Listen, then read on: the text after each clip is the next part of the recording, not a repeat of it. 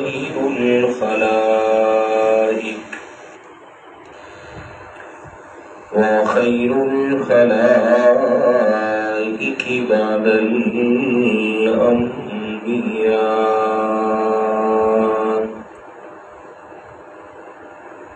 أما بعد فأعوذ بالله من الشيطان الرجيم. بسم الله الرحمن الرحيم.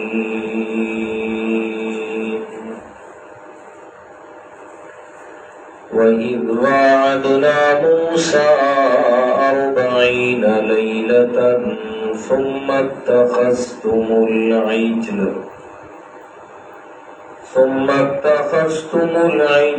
من بعده وأنتم ظالمون. ثم عفونا عنكم من بعد ذلك لعلكم تشكرون. وإذ آتينا موسى الكتاب والفرقان لعلكم تهتدون. وإذ قال موسى لقومه يا قوم إنكم ظلمتم أنفسكم باتخاذكم العجل فتوبوا إلى بارئكم فاقتلوا أنفسكم ذلكم خير لكم عند بارئكم فتاب عليكم إنه هو التواب الرحيم. صدق الله العظيم. اللهم صل على محمد وعلى آل محمد كما صليت على إبراهيم وعلى آل إبراهيم إنك حميد مجيد. اللهم بارك على محمد وعلى آل محمد كما باركت على إبراهيم وعلى آل إبراهيم إنك حميد مجيد. سبحانك لا علم لنا إلا ما علمتنا إنك أنت العليم الحكيم.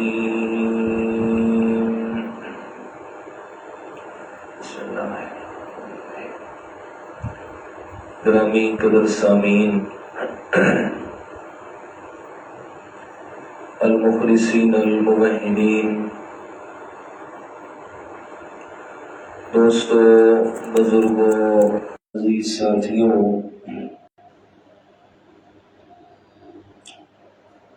اللہ تعالیٰ کی خاص عنایت اور توفیق سے سورۃ البقرہ کی 50 آیات کا ترجمہ اور مختصر تفسیر آپ حضرات کے سامنے عرض کر چکا ہوں۔ سورہ بقرہ کا 6واں رکوع جو قوم بنی اسرائیل کے تذکرے سے چل رہا ہے، رکوع کے شروع میں آپ حضرات کے سامنے عرض کیا تھا کہ یہاں سے اللہ تعالیٰ نے قوم بنی اسرائیل کی اصلاح کا پروگرام شروع فرمایا ہے، جس میں قوم بنی اسرائیل پر ہونے والے انعامات کا خالق کائنات نے تذکرہ شروع فرمایا۔ ان میں سے دو انعامات کا تذکرہ آپ حضرات کے سامنے ہو چکا کہ اللہ تعالیٰ نے قوم بنی اسرائیل کو مخاطب کر کے فرمایا وَإِذْ نَجَّيْنَاكُمْ مِنْ آلِ فِرْعَوْنَ يَسُومُونَكُمْ سُوءَ الْعَذَابِ، کہ یہ میں اللہ تعالیٰ کا بڑا انعام ہے آپ پر کہ جو فرعون تمہاری قوم کا بھی دشمن تھا، مذہبی طور پر بھی اس نے تمہیں غلام بنا کے رکھا تھا، میں اللہ تعالیٰ نے اس فرعون سے تمہیں نجات دلائی، تو یہ میں اللہ تعالیٰ کا بڑا انعام ہے۔ اور دوسرا بڑا انعام کہ فرعون سے صرف نجات نہیں دلائی بلکہ قوم بنی اسرائیل کی نظروں کے سامنے فرعون کو غرق کر دیا۔ تو تمہارے دشمن کو غرق کر دینا یہ بھی میں اللہ تعالیٰ کا بڑا انعام تھا۔ اب آیت نمبر 51 سے قوم بنی اسرائیل پر ہونے والے انعامات میں سے تیسرے انعام کا اللہ تعالیٰ نے ذکر فرمایا کہ میں اللہ تعالیٰ نے تمہیں فرعون سے نجات بھی دلائی اور پھر فرعون کو غرق بھی کر دیا، اور اس سے تیسرا بڑا انعام کہ میں اللہ تعالیٰ نے حضرت موسیٰ علیہ السلام کے ذریعے سے تمہیں تورات عطا فرمائی، اور تورات تمہارے لیے ہدایت کا سامان تھا اس میں، لیکن تم نے اس وقت کیا کیا جب حضرت موسیٰ علیہ السلام تورات لینے کے لیے گئے؟ اتنی بڑی نافرمانی کی، لیکن پھر بھی میں اللہ تعالیٰ نے تمہیں معاف فرما دیا۔ یہ معاف کرنا یہ بھی میں اللہ تعالیٰ کا انعام تھا۔ دیکھیے گا اللہ تعالیٰ نے قرآن مجید میں وہ ان کی نافرمانی کس انداز میں بیان فرمائی ہے۔ فَأَعُوذُ بِاللَّهِ مِنَ الشَّيْطَانِ الرَّجِيمِ بِسْمِ اللَّهِ الرَّحْمَنِ الرَّحِيمِ وَإِذْ وَاعَدْنَا مُوسَىٰ 40 لَيْلَةً ثُمَّ اتَّخَذْتُمُ الْعِجْلَ مِن بَعْدِهِ وَأَنْتُمْ ظَالِمُونَ۔ اور وہ وقت بھی یاد کرنے کے قابل ہے جب ہم نے وعدہ دیا موسیٰ علیہ السلام کو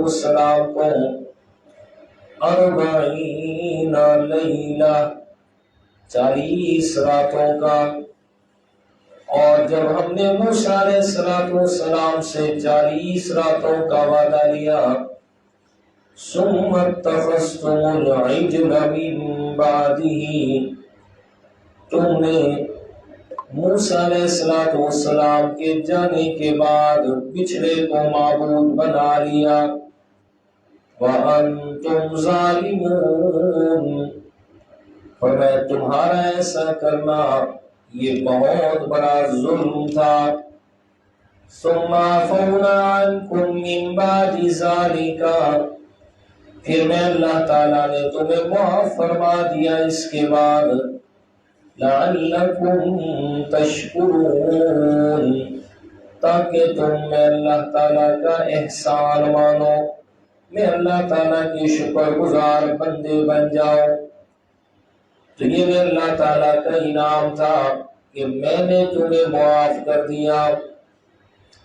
واقعہ کچھ اس طرح سے پیش آیا کہ جس وقت فرعون غرق ہو گیا بحر کلزم کی لہروں میں اللہ تعالیٰ نے فرعون کو غرق فرما دیا، اور قوم بنی اسرائیل بحر کلزم سے دوسرے کنارے پہ پہنچ گئی۔ اللہ تعالیٰ نے فرمایا ہم نے انہیں نجات دی فرعون سے، اور ایک بڑے میدان کے اندر انہیں پہنچایا۔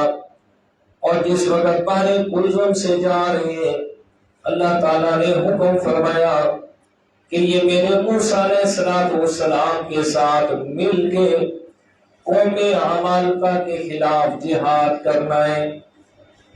آپ نے اس جہاد سے انکار کر دیا کہ قال فاذهب انت، تو جا، وربک، اور تیرا رب جائے، جاؤ جہاد کرو، ہم تو ادھر بیٹھے ہوئے ہیں۔ فرمایا اللہ تعالیٰ نے ادھر آپ نے یہ کام کیا، میں اللہ تعالیٰ کا عذاب کے میدان تین میں 40 سال تک یہ بھٹکتے ہوئے پھرتے رہے، کہیں نے راستہ نہ ملا۔ بہرحال موسیٰ علیہ السلام کو یہ کہنے لگے اب تو ہمیں آزادی مل گئی دشمن سے، اب ہمارے لیے کوئی کتاب لے آ کہ جس کو پڑھ کے اس پر عمل کریں اور ہمارے لیے زندگی آسان ہو۔ لہذا موسیٰ علیہ السلام یہاں سے گئے کوہ طور کی طرف، 40 راتیں قیام کیا، اور اللہ تعالیٰ نے موسیٰ علیہ السلام کو تورات عطا فرمائی۔ لیکن ہوا یہ کہ جب موسیٰ علیہ السلام جا رہے ہیں پیچھے، ثم اتخذتم العجل، فرمایا وہ سامری جادوگر نے وہ سارا زیورات اکٹھا کیا جو اللہ تعالیٰ نے قوم فرعون کو غرق کرنے کے بعد ان کا مال و دولت، ہیرے جواہرات قوم بنی اسرائیل کے حوالے فرمائے۔ فرمایا قوم کے پاس ہیرے جواہرات، سونا چاندی سامری نے لیا، اور لے کے ان کو پگھلا کے ایک سانچے میں ڈالا اور بچھڑے کا سانچہ بنا دیا، اور ایسے طریقے سے بنایا۔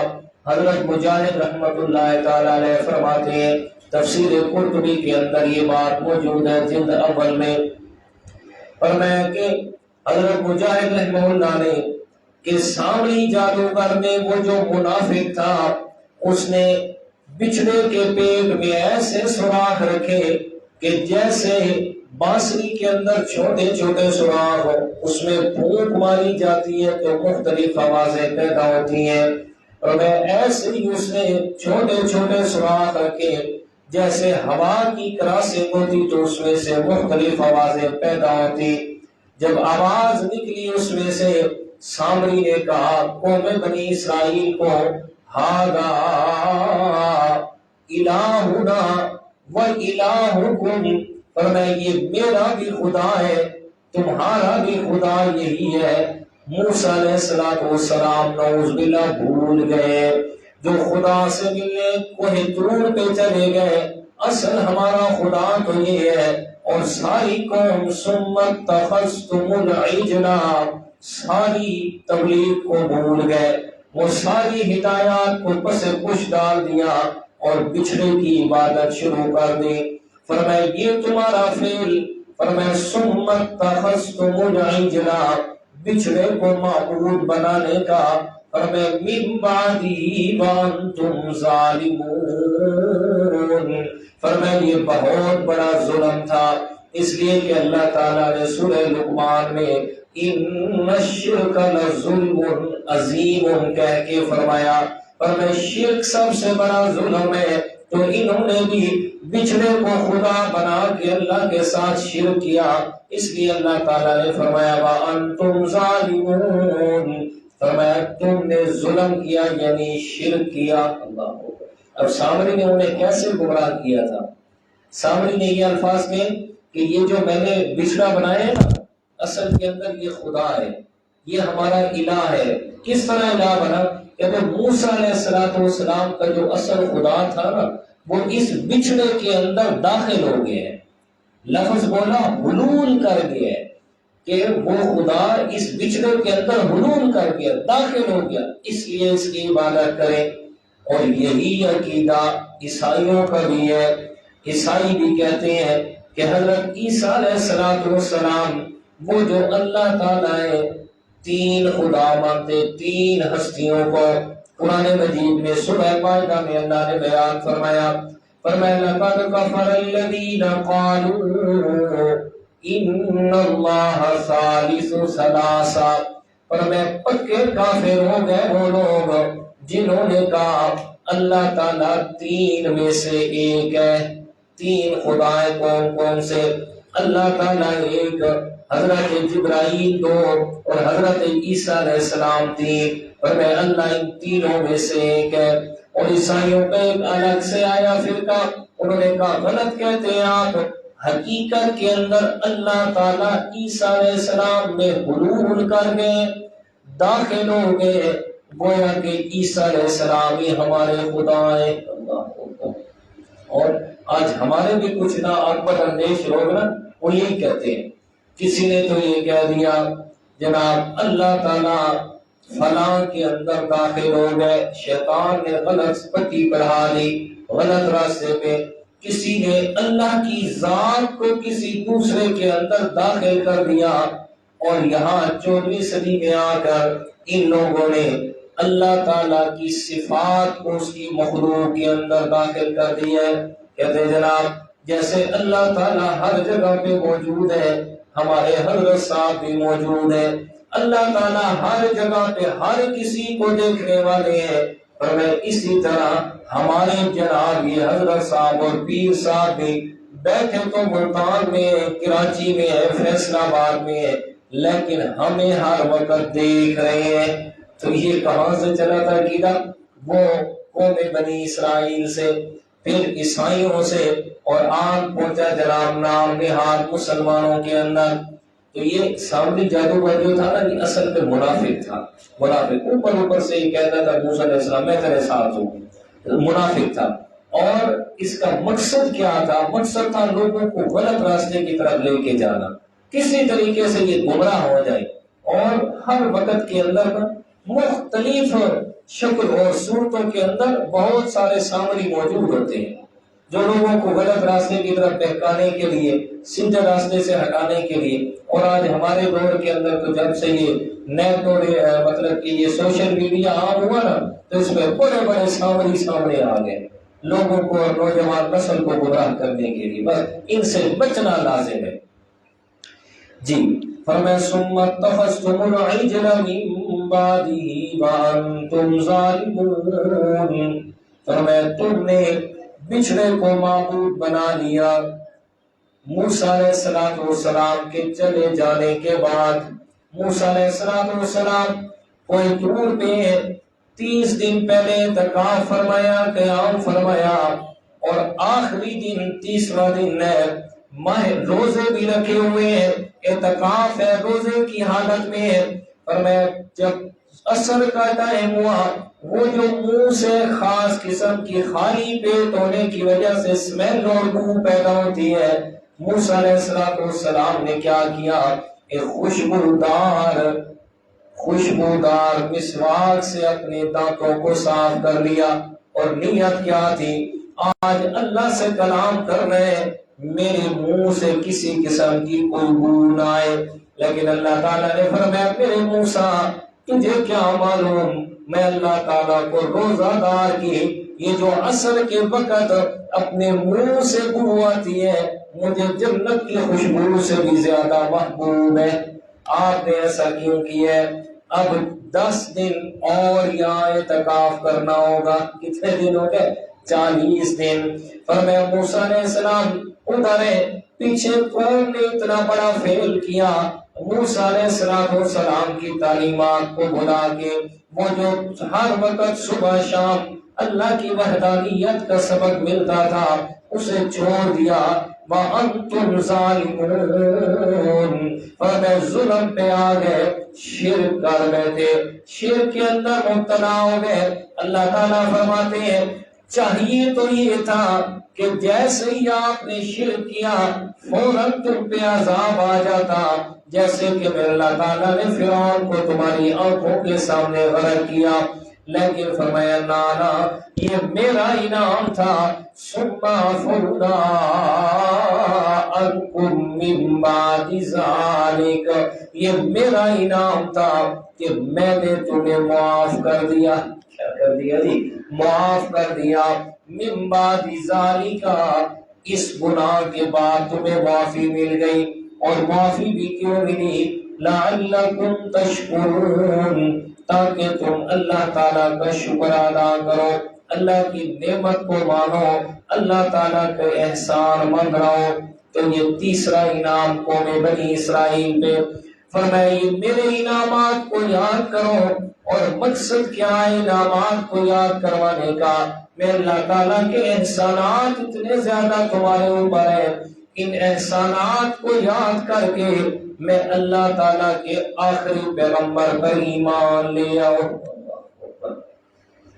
جی چوتھا انعام، وَإِذْ آتَيْنَا مُوسَى الْكِتَابَ وَالْفُرْقَانَ لَعَلَّكُمْ تَهْتَدُونَ. اور چوتھا انعام میں اللہ تعالیٰ کا، اور جب میں اللہ تعالیٰ نے موسیٰ علیہ السلام کو عطا فرمائی کتاب، والفرقان، اور حق و باطل میں فرق کرنے والی، لعلکم تہتدون، تاکہ تم ہدایت پا جاؤ، تاکہ تمہیں سیدھی راہ حاصل ہو جائے. فرمایا اللہ تعالیٰ نے موسیٰ علیہ السلام کو تورات سے نوازا، اور تورات کی صفت کیا تھی؟ والفرقان، فرمایا وہ حق اور باطل میں تفریق کرتی تھی، تمہیں سیدھے راستے میں اور شیطان کے راستے میں فرق واضح کرتی تھی.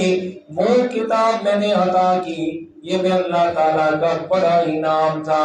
لعلکم تہتدون، اور دینے کا مقصد یہ تھا تاکہ تم تورات سے سیدھی راہ حاصل کرو، تاکہ تم تورات سے ہدایت حاصل کرو. جیسے اللہ تعالیٰ نے سورہ بنی اسرائیل کے اندر قرآن مجید کا بھی یہی مقصد بیان فرمایا. فرمایا ان ھذا القرآن یہدی للتی ہی اقوم. فرمایا میرے پیارے پیغمبر، یہ جو قرآن مجید میں اللہ تعالیٰ نے آپ کو عطا فرمایا، اس قرآن مجید کی صفت یہ ہے، اس قرآن مجید میں جو سب سے بڑی خوبی اور وصف ہے وہ یہ ہے، یہدی للتی ہی اقوم، یہ ایسے راستے کی طرف ہدایت کرتی ہے جو سارے راستوں سے سیدھا راستہ ہے.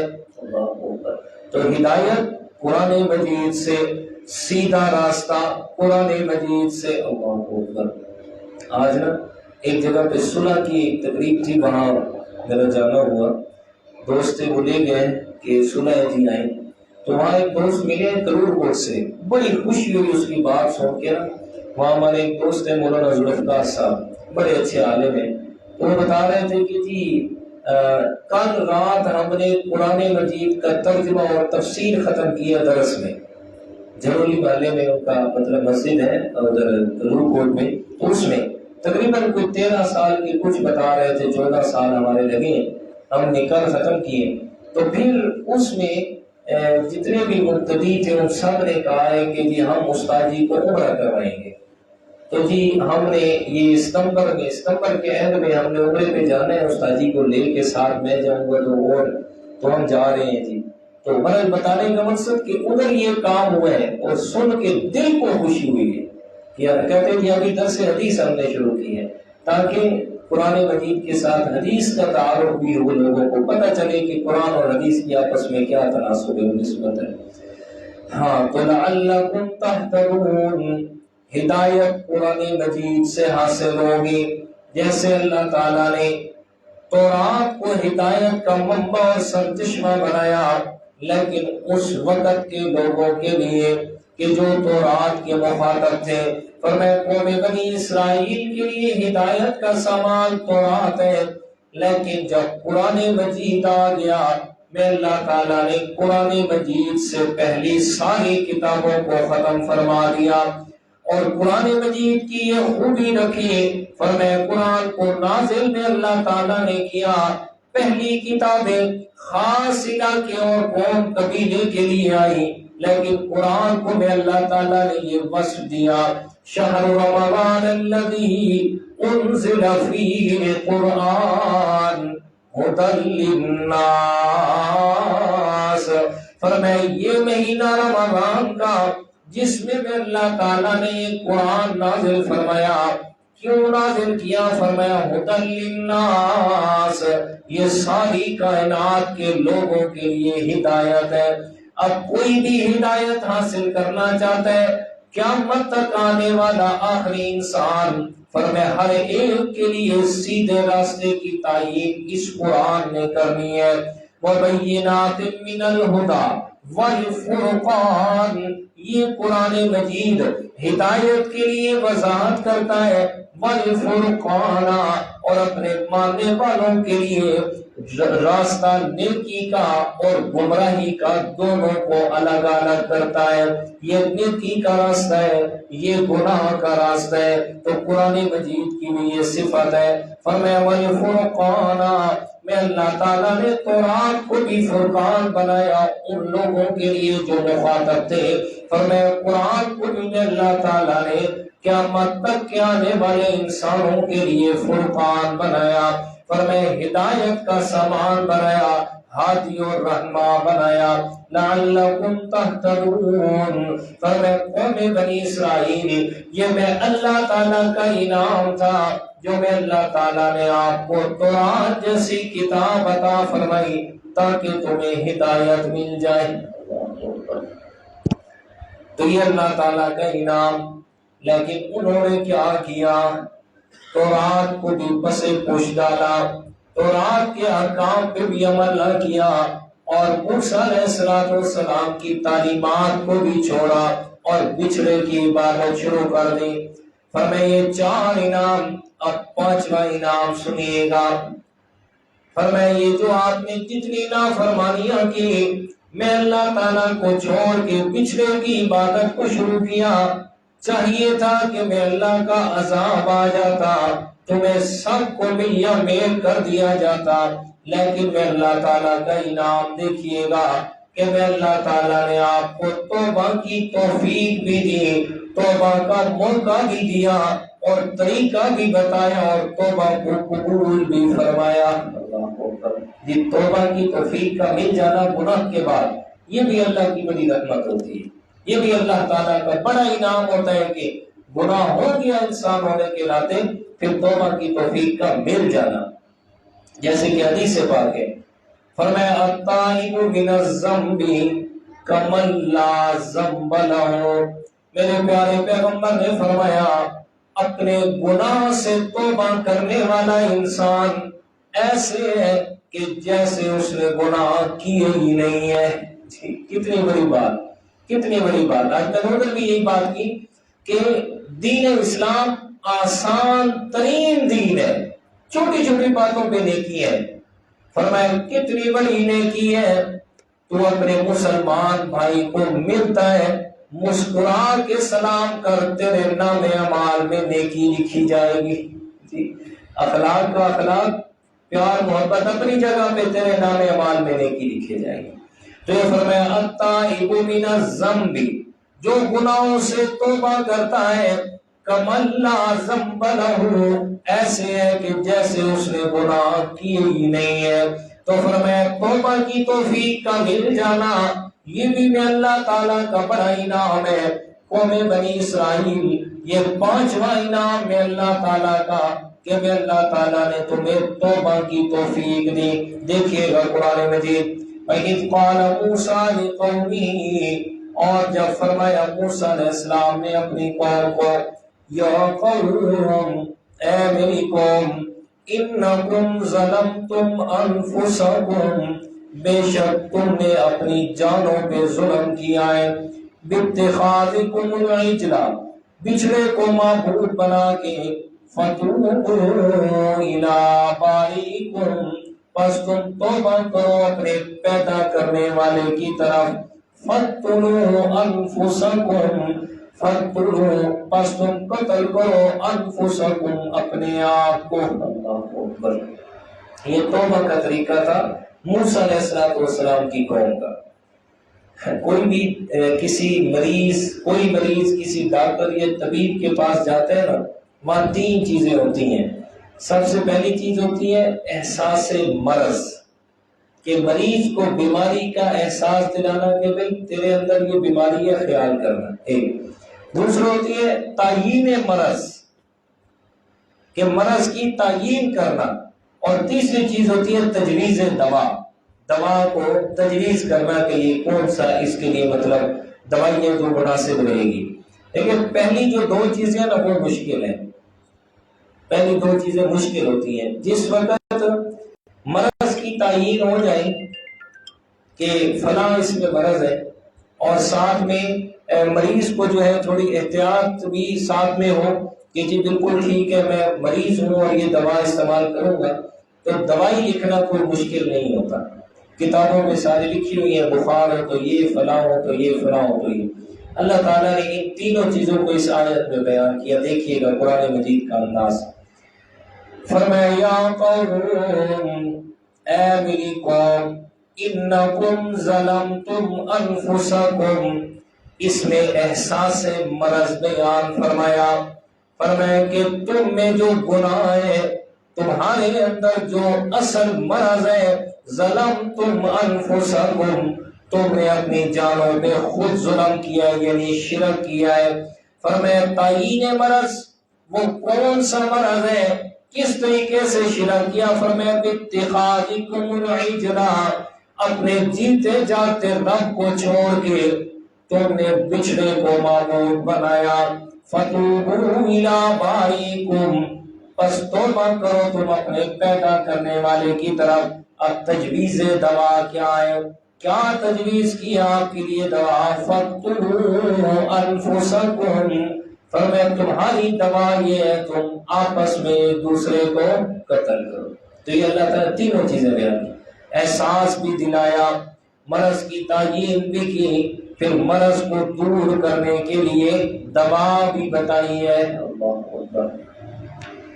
یہ تو موسیٰ علیہ السلام کی قوم تھی نا، کہ ان کو اللہ تعالیٰ نے توبہ کا یہ طریقہ بتایا کہ تم ایسے توبہ کرو، لیکن اپنے پیارے محبوب پیغمبر جناب محمد الرسول اللہ صلی اللہ علیہ وسلم کی امت کے لیے یہ قانون نہیں ہے، یہ اصول نہیں ہے، بلکہ ان کے لیے آسانیاں رکھی اللہ تعالیٰ نے۔ 24ویں پارے میں سورہ زمر میں اعلان فرمایا، میرے پیارے پیغمبر اپنی زبان مقدس سے اعلان فرماؤ، قُلْ يَا عِبَادِيَ الَّذِينَ أَسْرَفُوا عَلَىٰ أَنفُسِهِمْ لَا تَقْنَطُوا مِن رَّحْمَةِ اللَّهِ إِنَّ اللَّهَ يَغْفِرُ الذُّنُوبَ جَمِيعًا إِنَّهُ هُوَ الْغَفُورُ الرَّحِيمُ۔ میرے پیارے اپنی زبان سے اعلان فرما دے کہ یا عبادی، اللہ تعالیٰ فرما رہے او میرے وہ بندوں، الذین اسرفوا علی انفسہم، جنہوں نے اپنی جانوں پہ ظلم کر دیا، گناہ کر کے، جو گناہ کر بیٹھے ہیں، میں رب نے کہہ رہا ہوں یا عبادی، ہے تو گناہ گار لیکن ہے میں اللہ کے بندے۔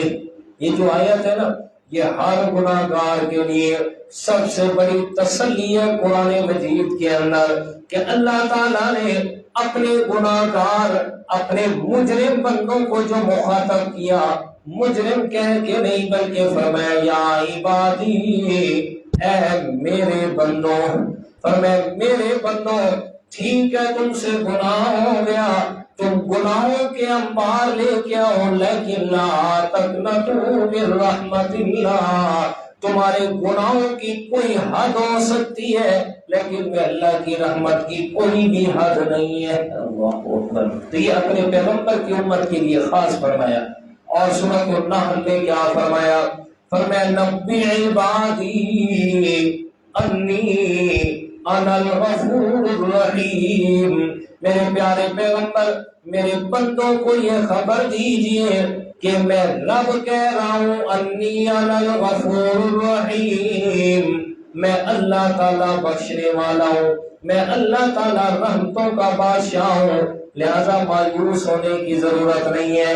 لیکن اسی کے ساتھ اگلی آیت بھی ساتھ میں سورۃ النحل 14ویں پارے میں فرمایا پہلے فرمایا کہ میں اللہ تعالیٰ غفور الرحیم ہوں، ساتھ میں فرمایا وَأَنَّ عَذَابِي هُوَ الْعَذَابُ الْأَلِيمُ، لیکن یاد رکھو میرا عذاب بھی بڑا سخت ہے، میرا عذاب بھی بڑا دردناک ہے۔ کیا سبب دیا؟ میری رحمت کے بھروسے پہ گناہوں پہ گناہ نہ کرتے جانا، بلکہ اگر بھول چوک سے گناہ ہو جائے تو رحمت کے سہارے توبہ ضرور کرنا۔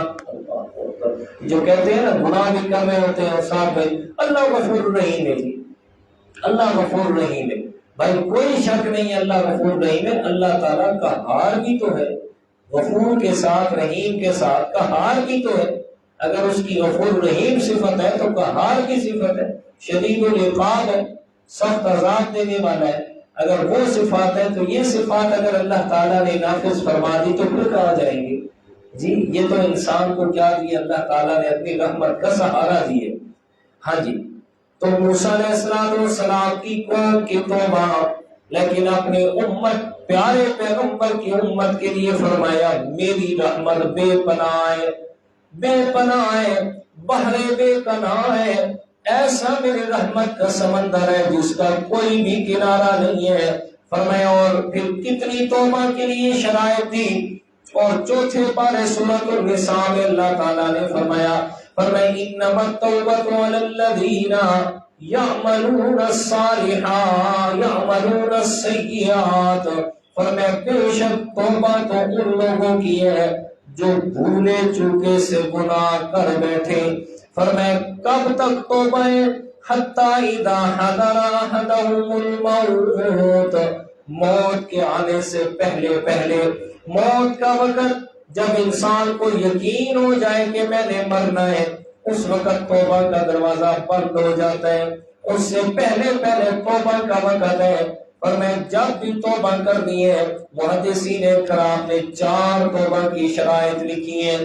اور میں پہلی شرط اللہ تعالیٰ کے سامنے اقبال جرم کرے، اللہ تعالیٰ کے سامنے آ کے اپنے جرم کا اقرار کرے کہ یا اللہ مجھ سے گناہ ہو گیا ہے، میں گناہ کر بیٹھا ہوں، مجھ سے نافرمانی ہو گئی میرا اللہ۔ پہلی شرط اللہ تعالیٰ کے سامنے اپنے جرم کا اقرار کرے، گناہ کا اقرار کرے، اور دوسری شرط فرمایا یہ دل سے اقرار کرے، زبان سے اس بات کا اقرار کرے کہ جو میں نے کیا ہے وہ غلط کیا ہے، ندامت کرے، شرمندہ ہو کہ جو میں نے کیا ہے وہ غلط کیا ہے، میرا اللہ ٹھیک نہیں کیا، تیرا نافرمان بن کے۔ اور تیسری شرط آئندہ نہ کرنے کا وعدہ کرے، یا اللہ اب تو ہو گیا آئندہ نہیں کروں گا۔ اور چوتھی شرط پھر رب سے کہ مولا اب تو معاف کر دے، پھر استغفار کرے، پھر معافی مانگے، ان 4 شرائط کے ساتھ توبہ کرے، اور پھر یقین رکھے کہ اللہ تعالیٰ نے ضرور معاف فرما دیا ہے۔ اللہ اکبر، کوئی کچھ بھی اور نہیں کرنا۔ اور پھر دوسری بات، اگر کوئی میرا پیارا بھائی یہ کہے کہ یہ ہم نے کتنی دفعہ وعدے کیے اور پھر توڑ دیے، کتنی دفعہ وعدے کیے اللہ تعالیٰ سے یا اللہ معاف کر دے آئندہ نہیں کروں گا، پھر گناہ کر بیٹھتا ہوں، پھر گناہ کرتا ہوں، پھر ادھر سے شیطان دل میں یہ ڈالتا ہے ابھی تو توبہ کی تھی اور تم نے توبہ توڑ دی ہے تو اب پھر کیسے تیری توبہ ہوگی۔ لیکن فرمایا نا میرا رب وہ غفور رحیم ہے، 1 دفعہ نہیں، 2 دفعہ نہیں، 3 دفعہ نہیں، 5 دفعہ نہیں، اگر کوئی 1000 دفعہ توبہ کر کے بھی توڑ دیتا ہے اور پھر اسے خیال آ جاتا ہے یار نہیں میں اپنے رب سے ضرور معافی مانگوں گا، پر میرا رب وہ ہے جو 1000 دفعہ توبہ توڑنے والا آدمی آئے گا اس کو تانا بھی نہیں دے گا اور بغیر تانا دیے معاف فرما دے گا۔ تو یہ اپنے پیغمبر کی امت کے لیے آسانی رکھی ہے، اپنے پیغمبر کی امت کے لیے خاص یہ اصول رکھے توبہ کے مگر نہ پہلی امتوں میں دیکھیں کتنی زیادہ سختیاں تھی. پہلی امتوں میں اگر کپڑے پہ گندگی لگ گئی ہے کپڑے کو اسی جگہ سے کاٹ دیں, اسی جگہ سے کاٹ دیں تب پاک ہوگا وگرنہ نہیں. لیکن اپنے پیارے پیغمبر کی امت کے لیے آسانی رکھی, کپڑے پہ گندگی لگی ہے پاک پانی سے اس جگہ کو دھو دے اچھے طریقے سے, اس کا اثر ظاہر ہو جائے تیرا کپڑا پاک ہو جائے گا. کتنی آسانی ہے. موسیٰ علیہ السلام کی قوم کے لیے توبہ کا طریقہ رکھا, فرمایا فَقْتُلُوا أَنفُسَكُمْ, فرمایا تم ایک دوسرے کو قتل کرو. اور کس نے قتل کیا اس کے بارے میں مختلف باتیں حدیث پاک کے اندر جو آتی ہیں مفسرین اکرام کے اقوال ہیں کہ فَقْتُلُوا أَنفُسَكُمْ. قوم بنی اسرائیل میں 3 گروہ تھے. جب بچھڑے کی عبادت شروع کی 3 گروہ بن گئے. ایک گروہ وہ تھا جو خود بھی عبادت نہیں کی, دوسروں کو بھی منع کرنے والا تھا, یار نہ کرو عبادت اس کی, یہ ہمارا خدا نہیں ہے. اور دوسرا وہ گروہ جنہوں نے عبادت شروع کی تھی. اور تیسرا وہ جو خود تو نہیں کر رہا تھا لیکن ان کو منع بھی نہیں کرتا تھا. یہ 3 گروہ بن گئے. اللہ تعالیٰ کا جب حکم آیا فَقْتُلُوا أَنفُسَكُمْ, تم آپس میں ایک دوسرے کو قتل کرو, تو وہ جو تیسرا گروہ تھا جو خود تو عبادت نہیں کرتے تھے اور دوسروں کو منع بھی نہیں کرتے تھے, اللہ تعالیٰ نے فرمایا اٹھائیں اپنے ہاتھ میں تلواریں اور یہ جو عبادت کرنے والے تھے ان کو اپنے ہاتھ سے قتل کریں. جی ان کو اپنے ہاتھ سے قتل کریں. اب جو قتل ہو رہے ہیں ان کا یہ گناہ تھا کہ انہوں نے بچھڑے کی عبادت کی, اور جو قتل کر رہے ہیں ان کا یہ گناہ تھا کہ انہوں نے انہیں منع کیوں نہیں کیا. وہ جو تیسرا پہلا گروہ تھا نا جو کرتا بھی نہیں ہے اور منع بھی کر رہا ہے وہ تو بالکل پاک تھا, اسے توبہ کی ضرورت ہی نہیں تھی. باقی دونوں کو توبہ کی ضرورت تھی. تو فرمایا فَقْتُلُوا أَنفُسَكُمْ, تم جناب آپس میں قتال کرو, قتل کرو. ایک ہی دن میں اللہ تعالیٰ کے یوم پہ عذاب تھا, 40,000 لوگ قتل ہو گئے قوم بنی اسرائیل کے.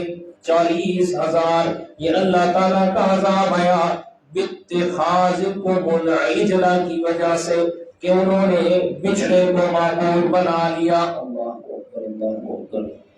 یہ کچھ ہمارے حالات بھی ایسے ہی ہیں. انہوں نے تو بچھڑے کو معبود بنایا تھا اور ہم نے کتنی چیزوں کو معبود بنایا ہے. جی ساتھیوں سے میں سنتا رہتا ہوں یہاں, بس اللہ تعالیٰ سب کو ہدایت دے. ہمارے دوست بیان کر رہے ہوتے ہیں جی لوگ کہتے ہیں جی سب کچھ دکان سے ہوتا ہے, اور بھائی دکان سے نہیں ہوتا اللہ سے ہوتا ہے, اس سے کوئی انکار نہیں.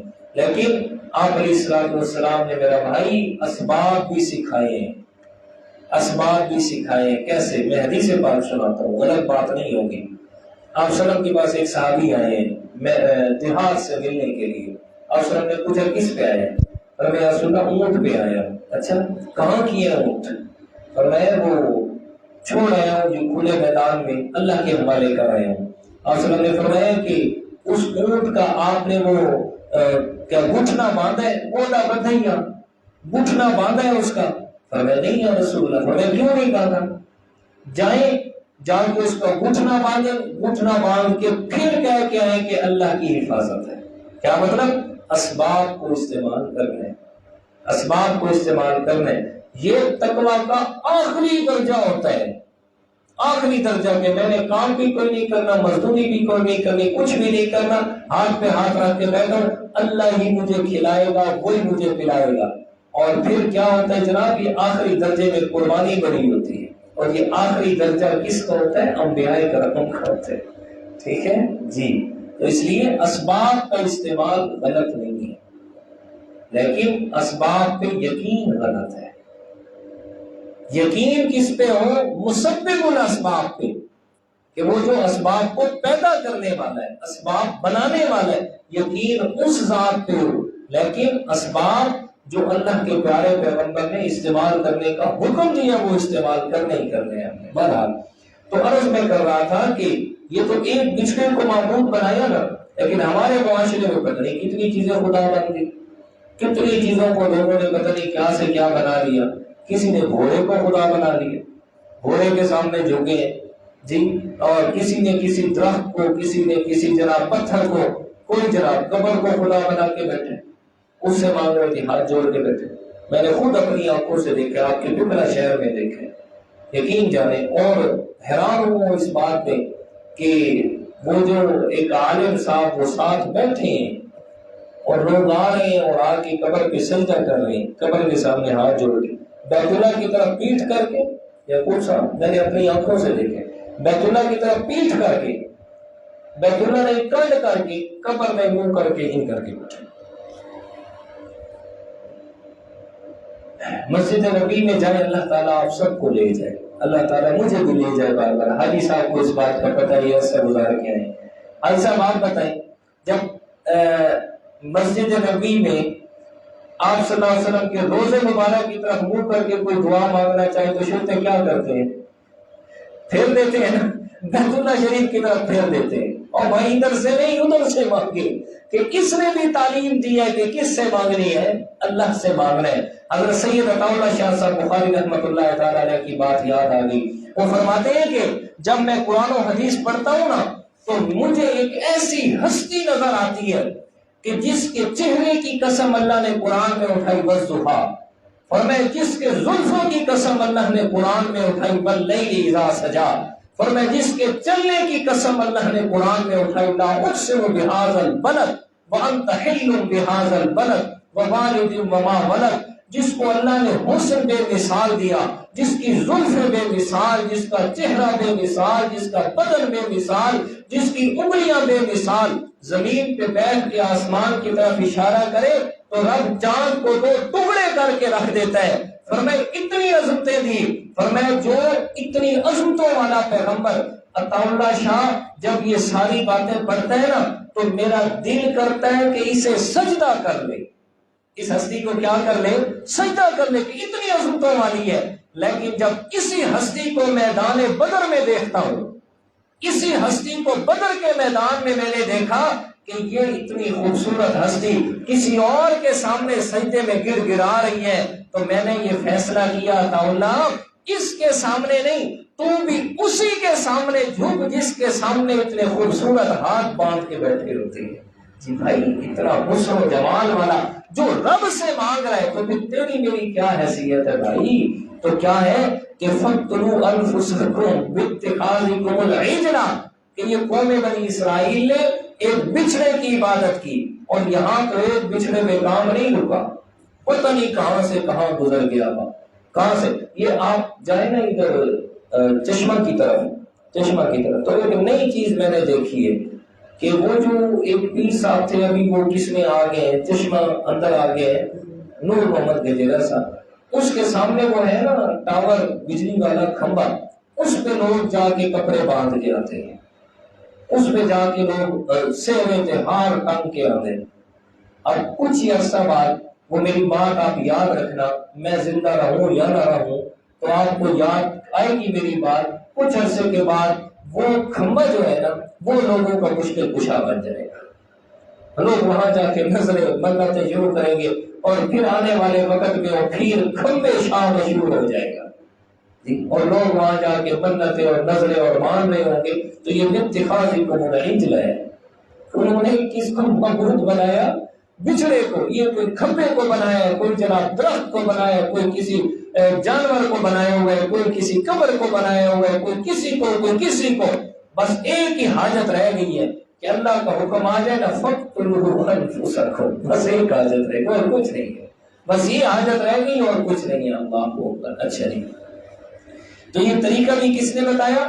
فرمایا فَتُوبُوا إِلَىٰ بَارِئِكُمْ، فرمایا تم نے توبہ کرنی ہے اپنے پیدا کرنے والے سے.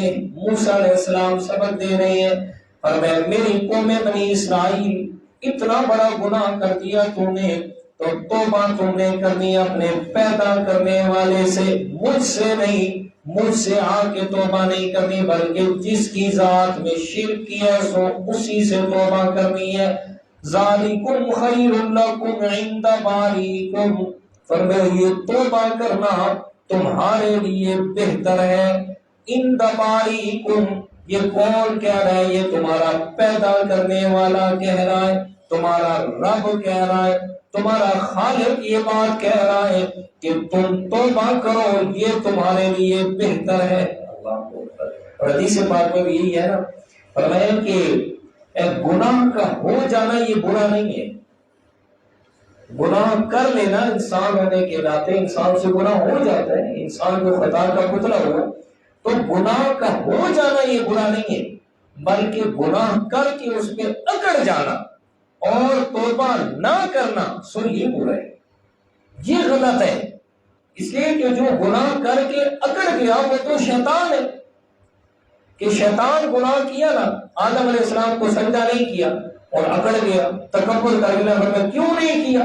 ما منعک الا تسجد اذ امرتک، کہتے ہیں جی قال انا خیر منہ خلقتنی من نار وخلقتہ من طین، کہتے ہیں میں چنگا، میں اچھا ہوں اس لیے میں اس کو سجدہ نہیں کرتا۔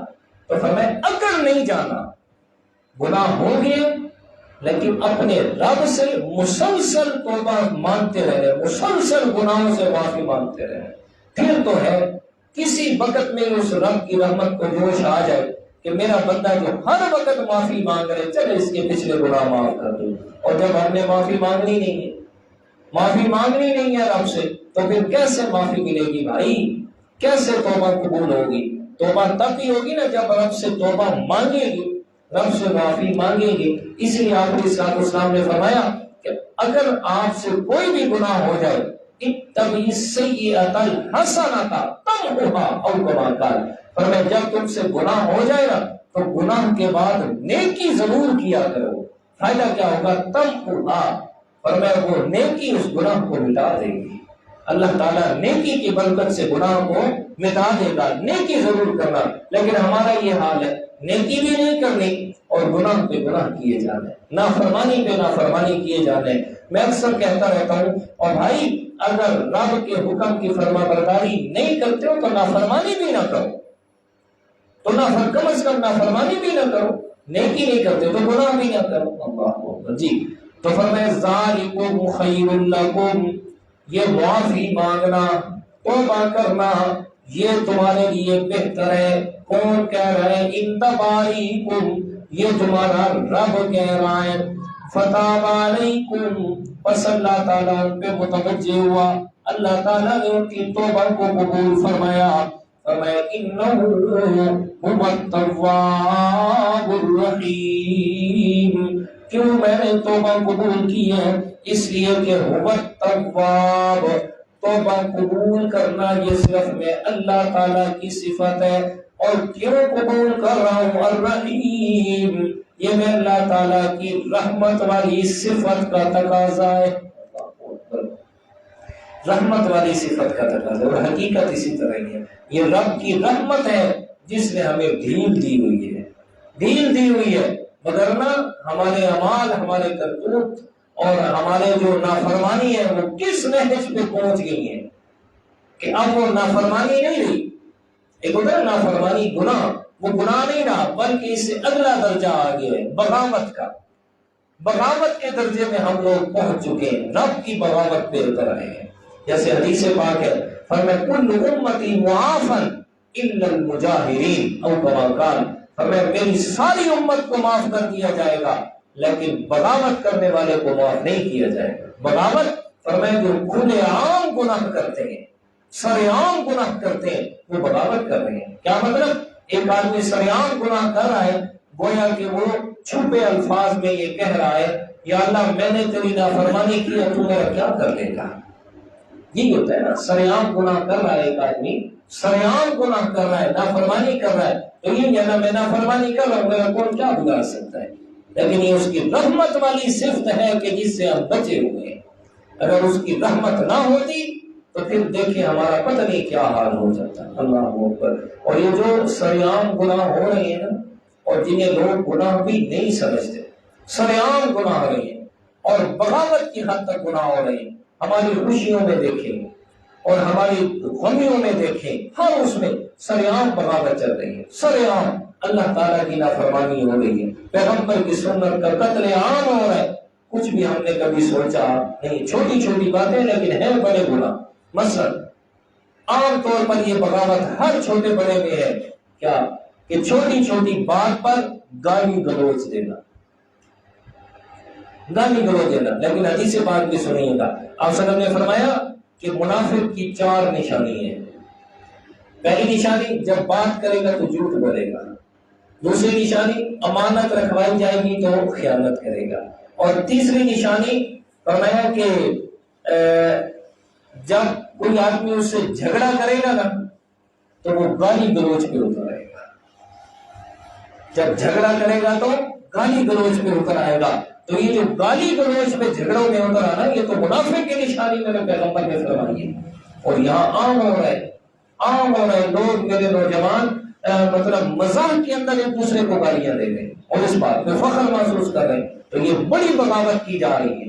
اس کے علاوہ پیغمبر کی سنت کا قتل عام ہو رہا ہے، پیغمبر کی سنت کا قتل عام ہو رہا ہے۔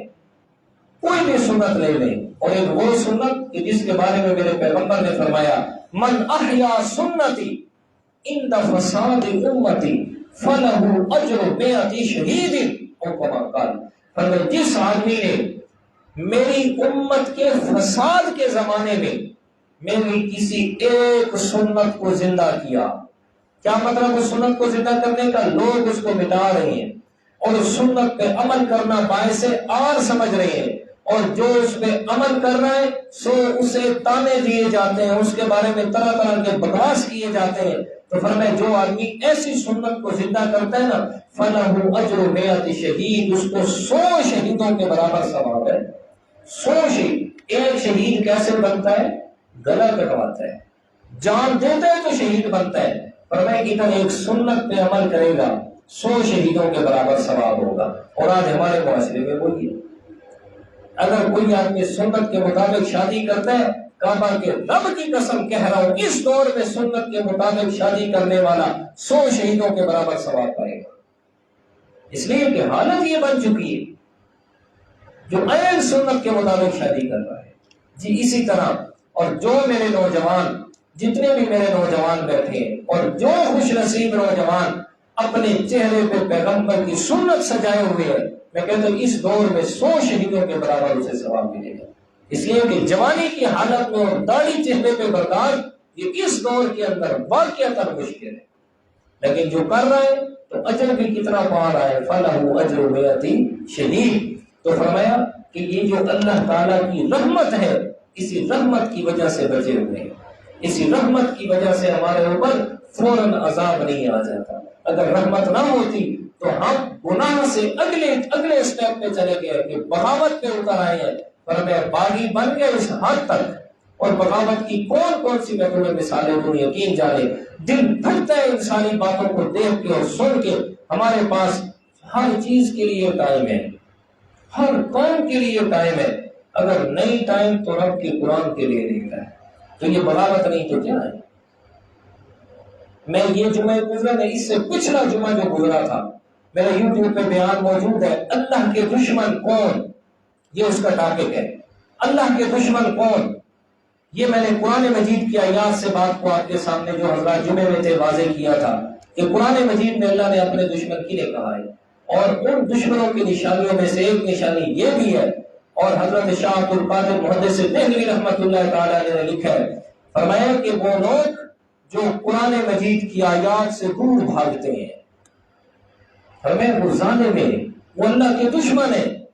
اور پھر اس کی تفصیل میں لکھا حضرت شاہ عبد القادر محدث دہلوی نے، وہ فرماتے ہیں کہ کون سی آیات سے دور بھاگتے ہیں؟